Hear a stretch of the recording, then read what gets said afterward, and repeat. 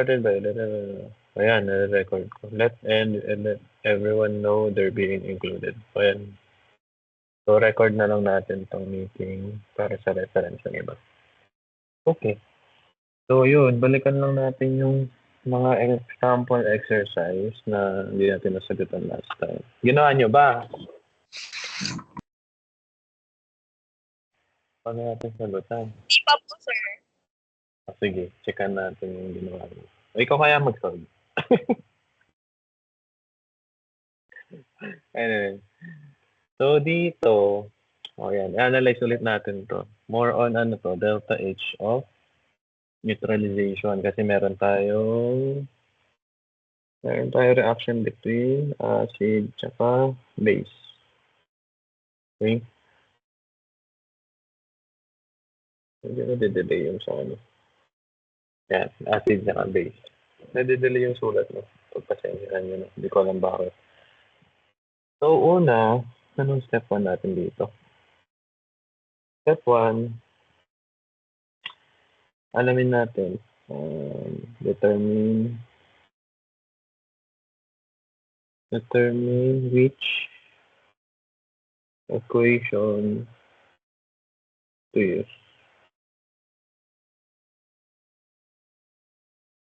So, ano ulit yung mga equation na ito, alam niyo naman ito. Equation na gagamitin natin. Siyempre, kung titignan niyo yung mga given, meron tayong concentration, meron tayong delta T, ano pa meron tayo? Meron tayong volume na pwede natin i-convert sa mass. Kasi di ba, i-assume natin na yung density ay 1. So, meron tayong volume, meron tayong mass. Ano pa bang kulang natin dito? Meron tayong specific heat ng water, pero hindi siya given. Pero nakalagay dito, guys. Tingnan mo. Assume the densities and specific heat of solution are same as of water. So, meron tayong specific heat ng water. Diyan. Yun yung 4.184. Okay. So, ang gagamitin natin equation dito yung Q is equal to MC delta T. Ulit. Tsaka yung delta H ng reaction equal to heat of reaction divided by moles. Okay? Number 2. Number 2, gagawin natin, hanapin natin yung mass natin. Determine mass. Oh, pangit ang S ko. Determine mass. Tigilan nyo ako pag hindi nyo naririnig or something. Kung may technical difficulties.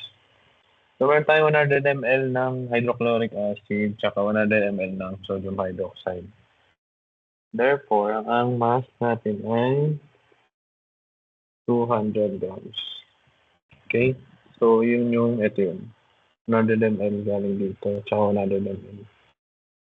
So, in-assume natin density ay 1. Same daw sa water yun. Pag kinuha natin, yung makuha natin is 200 grams. Pag in-add nyo yung dalawang solution sa loob ng calorimeter. Number 3. Gagawin natin ay calculate natin yung heat of the solution or heat of the reaction. So, calculate Q of solution because dito na, diretso na. M, ano yung M natin? 200 grams times MC, C is 4.184 joules per gram degree Celsius. MC delta T. Ano yung delta T natin? 25.86 degrees Celsius minus 22.5 degrees Celsius. So, ito yung mga yan. Parang hindi kayo malito. Yan. 25.86, 22, tapos yung 4.184 constant yan sa table. Tapos ito yung 200 grams. So, game. Wala akong taga-compute. So, magre-relay ako sa notes ko. Check nyo na lang yung discrepancy. Okay. So, ang heat of solution natin, dapat ang makuha nyo ay 2,808 joules. And then, ano ulit yung sa number 4, pag nakuha nyo natin yung heat of solution, alam natin, di ba, na Q system equal to Q ng solution plus Q ng heat of reaction. Heat of solution plus heat of reaction. Ito ay equal sa 0. Therefore, yung tatlong tuldok, heat of reaction is equal to the negative heat of solution. Therefore, ang sagot niya sa tanong natin na, ang sabi dito, ang tanong, calculate the heat change of neutralization reaction on the molar basis. So, una natin makukuha ay heat of reaction mo na hindi pa naka-molar basis. Negative daw ng heat of solution.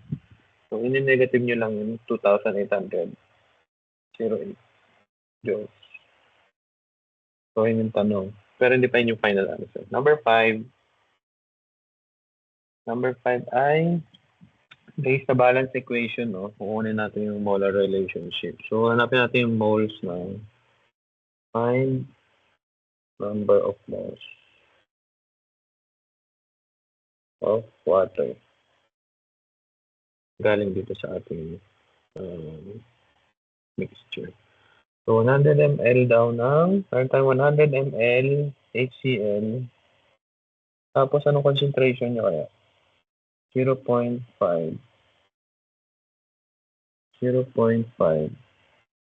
mole HCl per liter of solution. HCl. Tapos, convert natin ml ng liters. 1 liter. Then, makukuha na natin yung, ito yung moles water. So, makukuha natin sagot dyan ay, dapat ang makuha niyong sagot ay, di pa pala.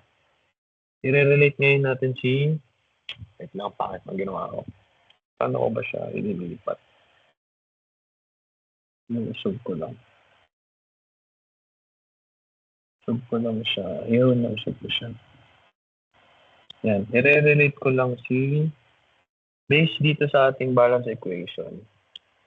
I-relate natin si water kay, si HCl pala kay water. So, nakita niyo, di ba, 1:1 naman siya. So, lagay natin dito sa baba. 1 mole of HCl ay katumba sa 1 mole of water. Then, cancel tayo. Cancel ml, liters. Mole ng HCl.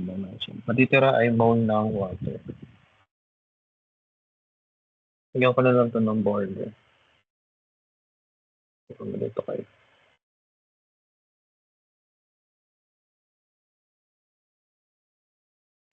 Makuha natin dito ay 0.05 moles water. Di pa yun yung final sagot. Ang hinahanap natin ay heat change for the neutralization reaction on a molar basis. Therefore, ito yung gagamitin na natin equation. Ito, number 5. So, delta H of reaction or neutralization is equal to negative 2,808 joules divided by 0.05 moles. Sagot ay, dapat makuha niyo sagot dito ay negative 56160 joules per mole. Or, para hindi masyadong madaming number. Tsaka din, significant figures. 56.2 kilojoules. Ano yan?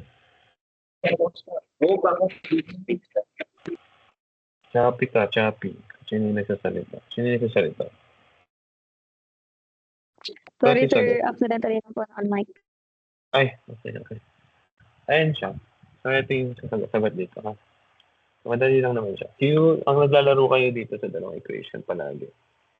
Q equals MC delta T, kunin yung heat of solution, tapos i-assume nyo na yung heat of the system equal to 0 by using this. Tapos yung heat of reaction is equal to the negative. Ito, lipat-lipat lang dito from here. Lipat-lipat lang ng pwesto. Madaan na naman na natin yan. Hindi ko na i-elaborate. Next. Ano next natin? 6 point. Yung ano. Sige. May one half. Okay. Tama ba yung sagot mo? Sino yung nagsagot kanina? Si Miss Risha. Tama sagot mo. Risha. Tama ba ang iyong sagot? Chappy.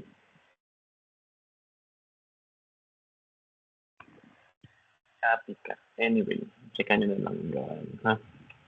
Okay. Wala tayo dito. So, Hess law, ulitin ko lang yung definition ulit ng Hess law.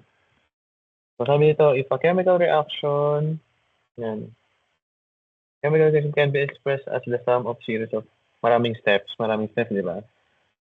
So, yung delta H of the overall reaction is the sum of the enthalpy changes for the individual steps. So, yun lang yung definition ng Hess's law. So, nakadepende tayo sa final output. Medyo blurred lang. Blurred ba sa inyo? Okay, nagawa na natin yung pangalawa, di ba? So, ganito lang ulit gagawin natin. Okay. Medyo matrabaho to. So, bigyan ko na kayo ng clue nung una. So, express nyo lang yung 3 as 6 over 2. Bura ko pa kaya to. Hindi na ata. No? Hindi na. Kasi, older version siya ng PDF. So, ito yung overall reaction natin. Highlight ko. Ayan, overall reaction natin. Okay? Then, tingnan natin sa equation number 1. So, si C2H4 gas, nasa left side naman. Ano pa bang actually, lang naman. Then, so wala tayong gagawin masyado sa kanyang delta H. Hindi natin siya gagawin. Yung pangalawang equation, C2H6 nasa product side. Sa product side, C2H6. Dito sa ating second step, step 1, step 2, step 3. Sa ating second step, nasa ano siya? Reactant siya. So, switch natin yung overall reaction. Balik rin natin. So, lagyan ko ng 1, 2, 3. So, pag binaligtad natin siya, lalagay ko na lang siguro, paano ko ba ginawa? Dinefine ko lang dito. No? So, gagawin dito ay i-reverse. Then, ano pa bang kailangan natin tingnan? Carbon dioxide, wala. Water, wala naman. Problema. Inilipat lang yung water. Ano pa bang pwede natin gawin dito? Sige. Medyo nakakaano siya. No? Meron na ba siya lahat? So, i-reverse ko lang muna. So, dapat pala ibang color ulit para green na lang. Reverse. So, dito ko lalagay sa baba. So, number 2 natin na bago ay step 2 carbon dioxide gas plus water liquid here C2H6 gas plus 7 over 2 na oxygen gas. Delta H ay 1560 kilojoules per mole. Ano pa ba kailangan natin gawin? Yun lang naman, no? Okay? So, yung third step, anong common sa kanila sa ating final? H2 gas, hydrogen gas. So, parehas naman nasa product side. Ay, nasa reactant side. So, wala tayong gagawin dyan. Okay. So, i-ano ko lang to. Ano ba? Parang hindi kayo malito dalawa. Igaganto ko lang, na-light ko lang. Medyo light. So, hindi na ito yung effective. Hindi na siya. Parang mas nakakalito. Huwag na. Black ko na lang. Yan. So, hindi na yan ang original. Ha? Ito na. Yung green na. So, kunin natin yung overall reaction natin. Bakan ko dito. Yan. Wala na yan. Yung block ko lang na. Okay. So, ginawa natin 6/2 yung nandito sa taas ng oxygen, no? 3 yan originally, kaya natin 6/2. So, cancel lang tayo. Gamitin natin ng kulay blue. Since ng blue. So, cancel dito, ilang moles ng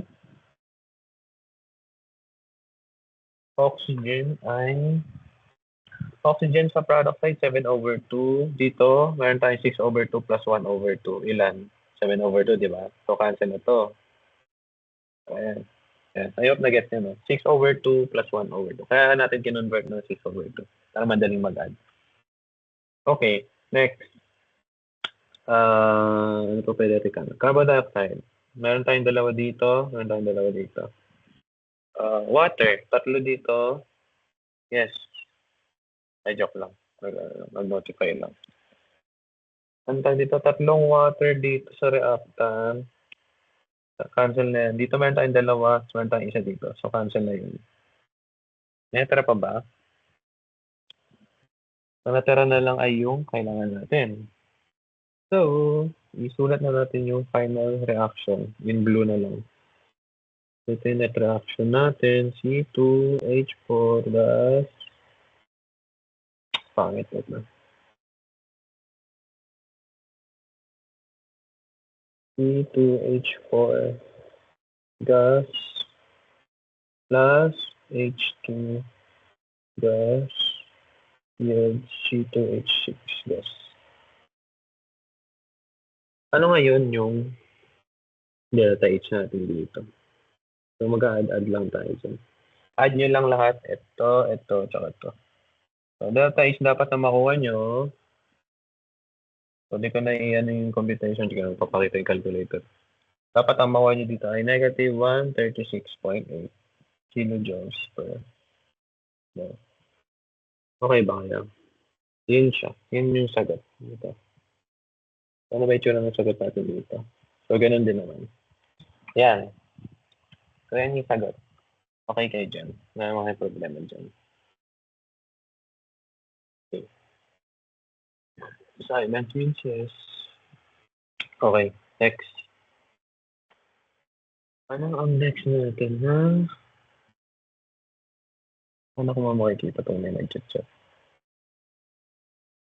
Okay pa naman, nakita nyo na yung screen. Next natin, 6.9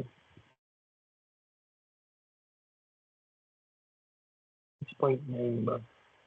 Ito. Ito. Okay, yan. Ito yung sa rules ng thermochemical equation, ha? Pag pinagsulat kayo, dapat alam nyo na yung rules. So, 6.9. Calculate the standard enthalpy of formation of acetylene. Ganun lang ulit, guys. From each element. Graphite plus hydrogen gas nag-form ng acetylene. So, ang original equation, lagay ko dito sa batas. Ito ang 2 graphite plus yields acetylene. So, yan ang papartneran natin. So, game. Question 1. Anong gagawin natin? So, graphite, isa lang dito, may dalawa. So, multiply natin ng 2. Yun lang naman. So, gawin na natin siya. So, anong kulay? Iba yung kulay, no? So, okay kasi para mas ma-visualize nyo. Blue na lang. Times 2 ko ito. So, magiging ano siya? 2C graphite plus 2 oxygen gas plus 2 carbon dioxide gas. Ano mangyayari sa delta H niya? Times 2 din. Bale, ba itong notes ko? So, wala. Kaya na mag-multiply. Per mole times 2. Okay? Multiply nyo na lang. Kasi sa notes ko din ako multiply. Anyway. Number 2. Green. Ay, letter B. Ay, step B. Hindi ko matawag sa akin. Hindi ko siya matasagot. Sorry. Paano ko siya isi-share ulit? Share screen. Share photo. Naka-share screen pa rin pala ako. Okay, tuloy tayo. Sorry sa storybook. Okay, itong mga to. Ano kaya yun? Anyway, step B. Step B. So, parehas naman ang ating hydrogen gas nasa reactants. Ano ba pwede natin gawin? Wala tayong gagawin sa kanya. So, as is siya. As is. Ito nga tawag ko. Good afternoon po. Package po. Bakit gabi sila nag-deliver? Wait lang guys na. Sorry. Kailangan ko replyan to.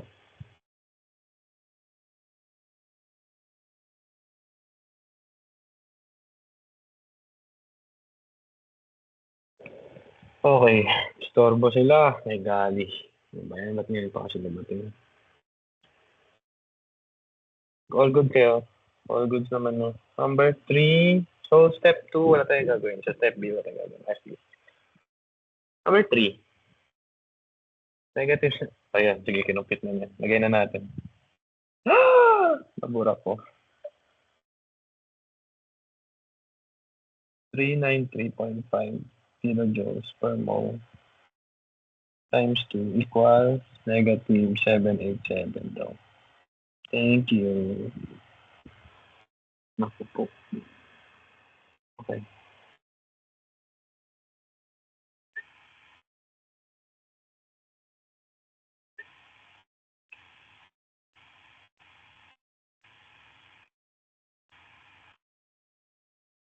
Wait lang guys, sorry talaga.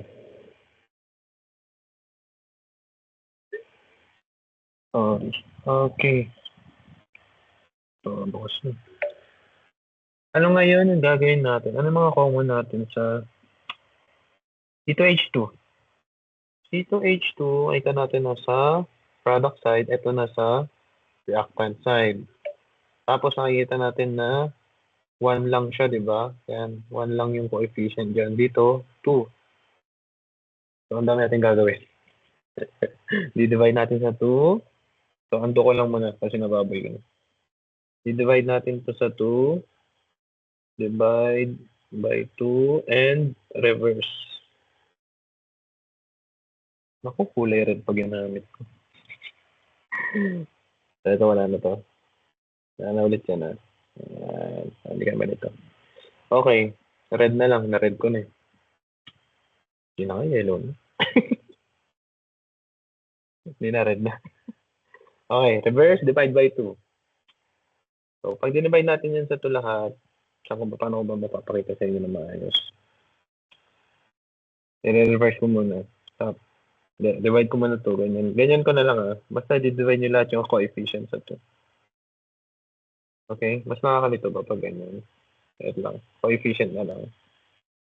Ayan. I-divide nyo sa 2. I-divide nyo sa 2. I-divide nyo sa 2. Okay? And then reverse. Dito ko na isusulat yung reverse. So, pag nag-diretso na, hindi ko na yan. Or, sige, lagay ko na lang. So, 4 over 2. Lumabo yung red. Okay ba? 4 over 2 carbon dioxide gas plus 2 over 2 water na liquid yields 2 over 2 acetylene gas plus 5 over 2 oxygen. Oxygen gas. Okay. So, ano mangyayari ngayon sa delta H natin?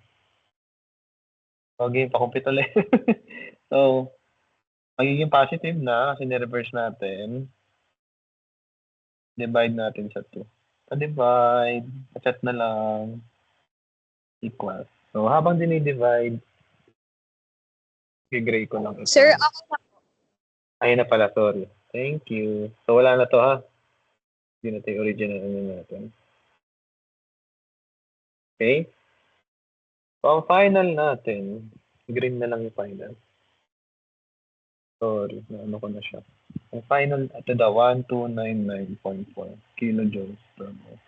So, yun na yung bagong delta H natin. So, dalawang equation yung ginalaw natin dito. Okay, green. Green ba? Black na lang. Baka malito kayo. Green na lang. Tanggalin ko na lang to. As is, yellow na lang. OC ako masyado. As is. So, green yung final ano natin. Okay, game.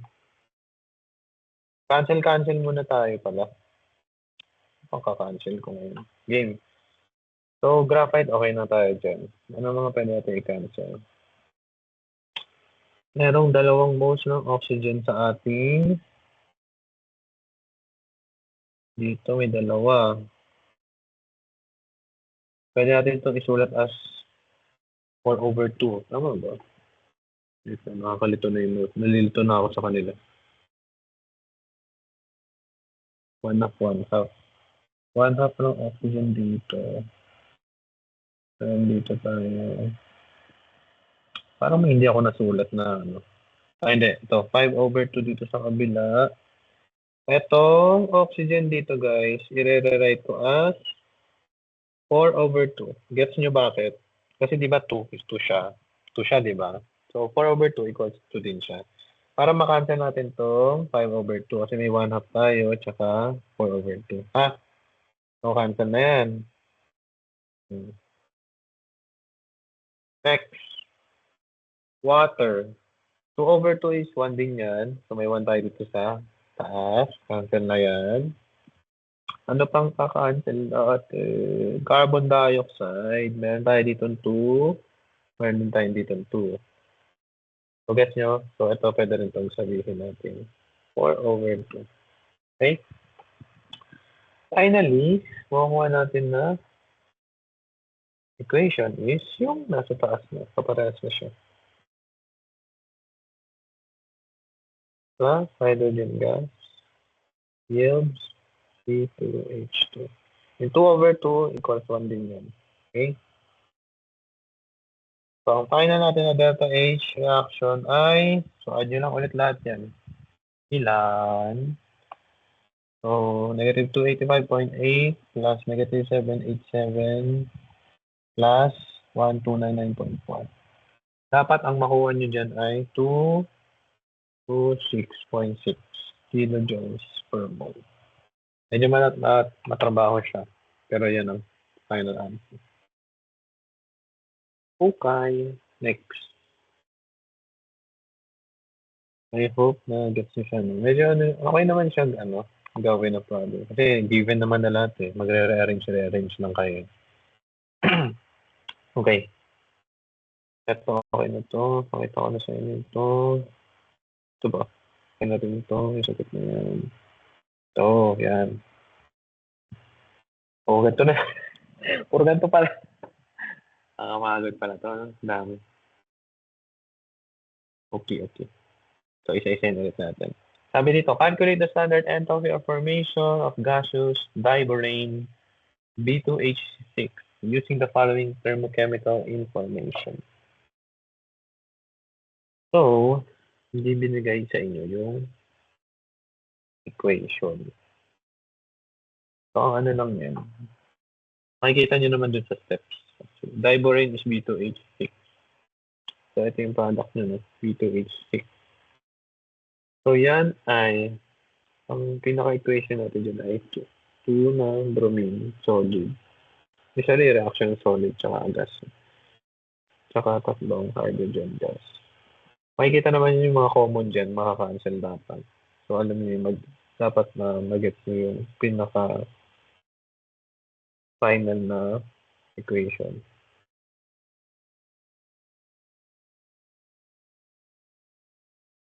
Bakit pa ba nasabi? Kasi dito may B2O3 ka, makaka-cancel yan.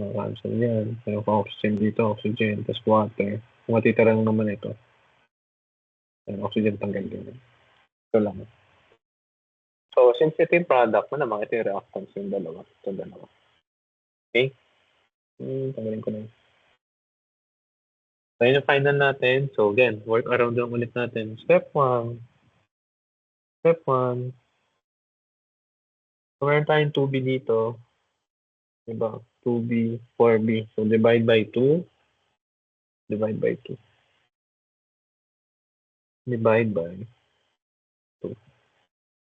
So, magiging ano natin dyan ay 4/2 na 4 Boron. Bromine ako ng bromine, boron pala. 3/2 oxygen gas. 2/2 B2O3. Sodium. Delta H naught reaction equals negative 2509 kilojoules per mole. Ito na ba yun? Hindi divide mo. Thanks. Pero pag mali kayo lahat.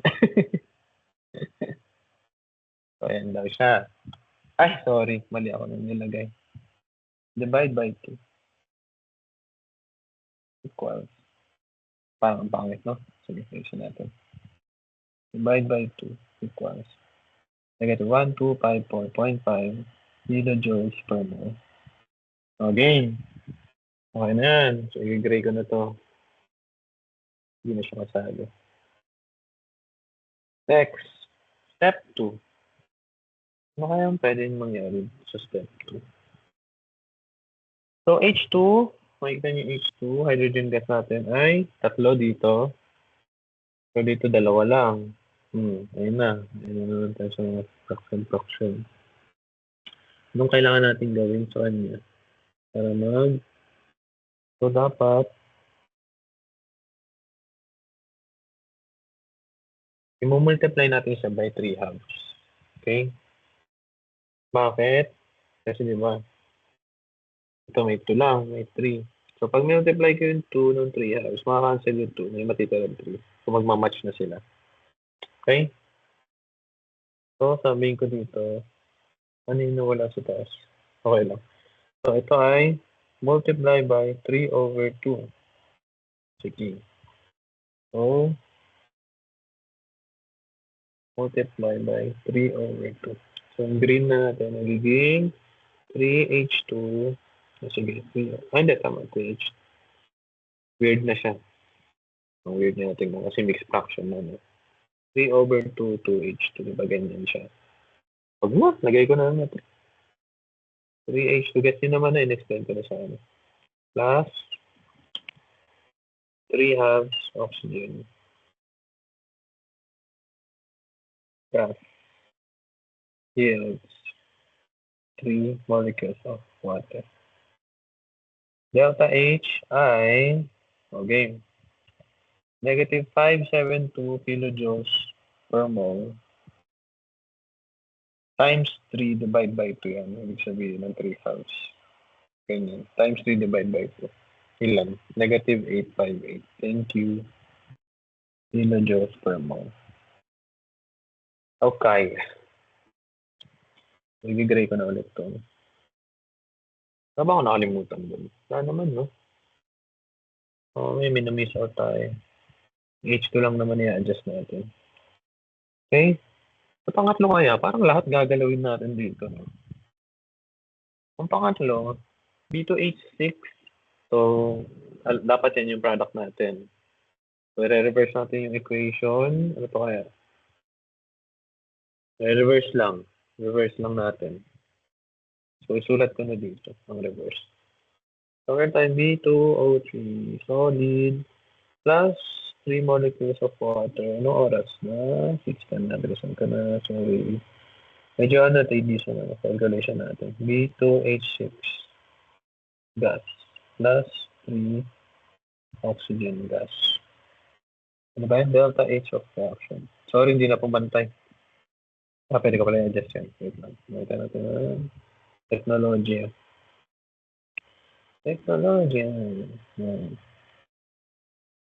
Equals.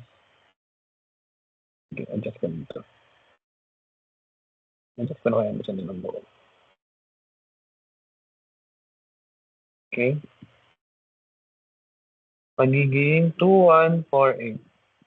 Wala lang yung negative sign. Kasi binigyan. Okay. Okay.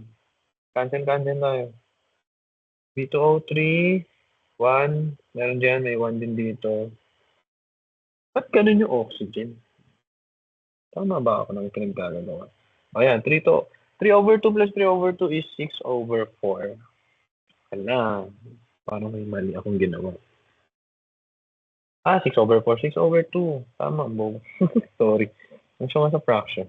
Kasi ito, 3/2 plus 3/2 equals to 6/2, which is equal to 3 din. 4 offset. Lagay ko na lang na small notes dito, guys. Para hindi ko nabuburahin to. 4/2. So, cancel yan. Nabus. Cancel yan. Tapos cancel yung tatlong oxygen natin dito. Water, cancel na din. Tatlo. Ayun. Nakuha na natin. Meron tayong 2D. Solid. Ito yan. Yan. Hindi ko kinancel. Parang chinik ko lang. Plus, tatlong water. Ay, tatlong hydrogen gas. Sorry. Tapos dito, diboring. B2H6 gas. Ang pangit na sila. Okay. O, game. Compute. Add nyo lang lahat. So, add nyo si negative 125.4.5, negative 858, saka si 2148. Dapat ang makuha nyo dyan ay 35.5 kilojoules per mole. Okay. Ang haba naman. Let's go. Okay ba? Get? Thumbs up nga kayo kung gets nyo. Pag di nag-thumbs up, absent. Okay. Ano na next natin? Tapos na pala. Ito na lang. Okay. Ito naman, ito more on i-equate nyo yung dalawang delta H of formation. So sabi nito, the thermite reaction involves aluminum and iron trioxide. So ito yung given equation. Tapos, this reaction is highly exothermic and the liquid iron form is used to weld metals. So yun yung ginagamit pang welding. Calculate the heat release in per gram of aluminum reactant with iron. Medyo complicated siya. Calculate the heat release in per gram of aluminum reacted with iron oxide. So ito ang gagawin natin. The delta H of formation of iron 1 is 12.40 kilojoules per mole. So, alam natin, di ba, pag delta H of formation o delta H of reaction, gamit ang mga delta H of formation is, summation of number of moles times delta H formation sa product side minus summation number of moles, M pala yung dapat yung isa, sa buka. Delta H of reaction sa reactant side. So, yan ang gagawin natin. Okay. So, ang constant dyan dapat na given ay, ako nalagay, constants. Hindi na constant. Delta H of, lagay ko na lang dito. Delta H not of formation ng aluminum oxide is equal to negative 1669.8. Baka mamaya sagot pala yung binibigay ko. Hindi naman. Okay, nag-doubt ako ng slide. Okay. Kilojoules per mole. Dapat given siya. Then iron trioxide. Delta H of formation ng iron trioxide ay negative 822.2 kilojoules per mole. So, given dapat yun. Pag di given, sige din ako. Tapos may binigay pa isa dito. Ito, delta H of formation ng iron 1. Game. So, apply lang natin yung apply lang natin itong yung nasa red, yung equation sa red. So, di-divide ko siya ng, patiin natin siya, medyo mahaba kasi, no? So, sabi dito, products over reactant. Product minus reactants. Ilan ang mole ng iron? Makikita nyo dyan. Ito, dalawa. So, 2 moles of iron times ng delta H ng iron 1, which is given dito. Ayan. Okay? 12.40 kilojoules per mole for iron 1 yan. Plus, Yun yung ibig sabihin ng summation. Plus, ano pa ba yung nasa product? Ito pa, di ba? So, yan. Ilan moles? 1 mole. Aluminum oxide times ano yung ano niya, delta H of formation niya. Binigay ko, negative 1669.8 kilojoules per mole. So, ito pa lang yan, guys. Ha? Ito pa lang yan. Okay? Minus, lalakyan ko yung minus. Iba yung kulay, green. Ito naman yung susunod natin. Gets nyo? Yung minus, iba natin kulay ng minus. Red na lang yung minus. And yung minus, para maalala nyo. Green. So, reactant side na tayo. So, ibababa ko. Medyo Walanganin tayo din. Ilan moles ng aluminum? Okay, 2. So, 2 moles. Aluminum times, anong delta H ang formation ng aluminum? Sagot. Anong delta H ang formation? Walang binigay. Anong sabi ko pag walang binigay? Na delta H ang formation? Ano yun? Al2. Ha? Anong value to? Pag walang binigay. Di ba 0? Ay. 0. 0, sir. 0. 0 yan. Sino ba yung nagsasalita? Hindi ko nalalaman. Ayun si Achilles. 0 siya kasi stable form siya ng aluminum. Okay? Fundamental. Kung yung kakalimutan yun, ha? Ngayon maghanap kayo sa akin, hindi ko sasabihin na 0. Bala kayo.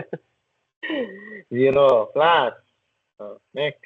Ilan moles ng iron trioxide dito?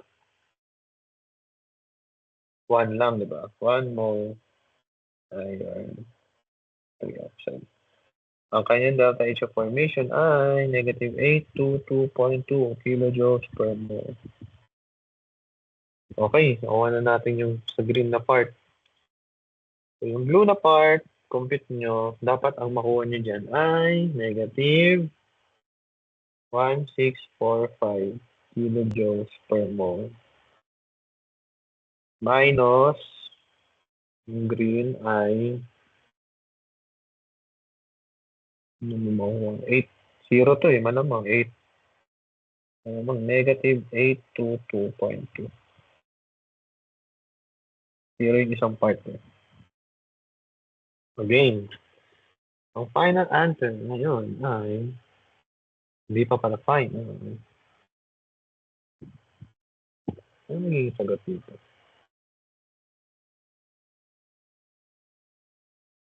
Tama ba ako ng ginawa? Minus nyo nga. Bakit iba yung nakukuha ko sa sagot? Ba't iba yung nasa notes ko? 2 moles aluminum na ganyan. Iron. Kinumpute yung magkahiwalay. Calculate the heat release in per gram of aluminum reacted with... Wait lang Medyo weird tong part na to. Pinakompute pa tayo ng ganun tapos di pala yung kukunin. Kasi sabi dito, tingnan nyo dito. Calculate heat release in per gram of aluminum. So, yung sa green part, punta mo natin yung green part. Oo. Yung green part, check muna natin yung green part. Kailangan daw kasi, natin siya i-relate natin siya sa aluminum. Ano ba nangyari dito? Anyway, meron tayo 1 gram ng aluminum times molar mass ng aluminum ay 26.98 grams per mole. Aluminum. Tapos, dun sa equation natin, tingnan nyo yung equation natin. 2 is to ilan? Yung nakuha natin, energy. Or enthalpy or enthalpy, delta H. Standard enthalpy. 822.8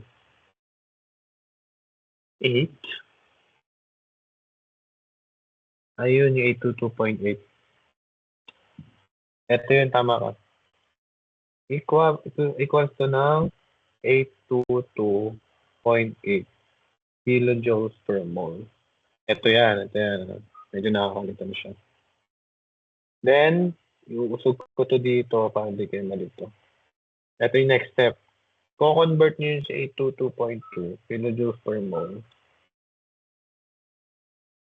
na in terms of aluminum. Kasi per 1 mole lang to eh. Per 1 mole of aluminum lang to eh. So, ito na yung i-account natin yung 2 moles. Kasi yun yung sa balance equation. O, ilan yan? Compute nyo, 1 gram plus 1 mole. So, cancel lang muna tayo. Cancel.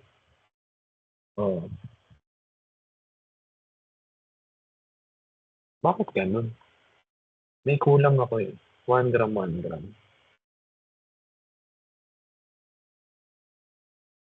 Dapat yata walang 1 gram. Tanggalin ko na yun. Wala naman kasing given ng 1 gram, di ba? Oo. Sabi lang per gram. So, tanggalin ko to ah.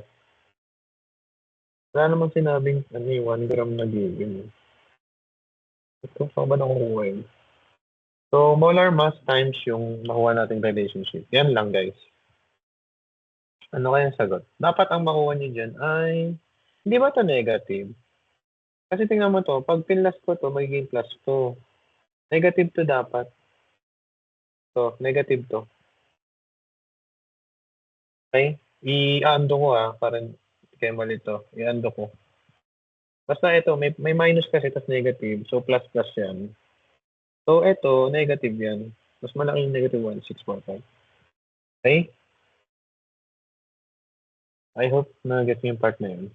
Then, pag dinivide niya, dapat ang makuha niyo sagot ay negative 0.2 kilojoules per gram ng aluminum. So, yan. Baka yan. May lumabas na ganyan sa exam. Naka-gram-gram. Okay? So, molar mass lang to times yung molar relationship nila sa balance equation and then yung energy na nakuha. O yan, 15.23 pag gusto niya. Kasi nga 4 nga naman. O sige, 23. Okay. Get? Yan. Malamang magbigay ako nitong gantong problem. Kasi may hindi siya. Mas challenging siya. Parang nausog. Ang kulit naman nito. Kanina di man ganito to ah. Inusog ko ba yan? Technology yan. Technology natin. Yan. Okay. Ano pa? May utang pa ako. Okay tayo dyan. Okay tayo dito. Oh, wala na akong utang. Nice ba? May tanong ba kayo? Ayan, i-send ko na lang itong device. Na po. Okay. So, yung sa lab natin, 6:30, 6:25 na. May tanong ba kayo dun sa lab natin? Saan na nga ba yung PowerPoint nun? Synthesis. Ito yun, di ba? Naano ko na pala ito dati. Tagal na din, no? Napaspon. Dahil sa mga bagyo at midterms. So, ang precaution ko dito yun, dapat mabilis kayo kasi nag-escape yung iodine. Mabilis mag-escape yung iodine. So, nasend ko naman ito, balikan nyo na lang. And check nyo if may kailangan kayong mga extra na you call this extra na hiramin, na kailangan hiramin. Baka may kailangan yung sobrahan, ganyan.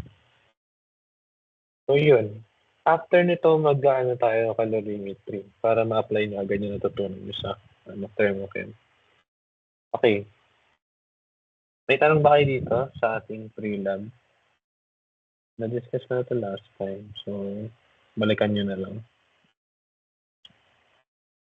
Medyo ano lang, hazardous lang to. Kasi yung iodine. Siguro gawin ito sa fume hood to. Sa fume hood kayo gagawa. Hindi ko lang sure kung isa lang kasi yung fume hood natin. Mabilis lang din ito. Okay, wala nang tanong? I-unshare ko lang. Pag wala nang tanong, i-stop ko na yung recording. Kasi pag may tanong, hindi ko pa i-stop. Sana po, sir. Yes. Yes. No questions na po. Ano questions? Nakala ko may questions. Okay. I-stop ko na yung recording. Tapos di na save, no? Recording. Stop recording. Kasi save naman to, di ba? Dapat ma-save ko. Kailangan nyo po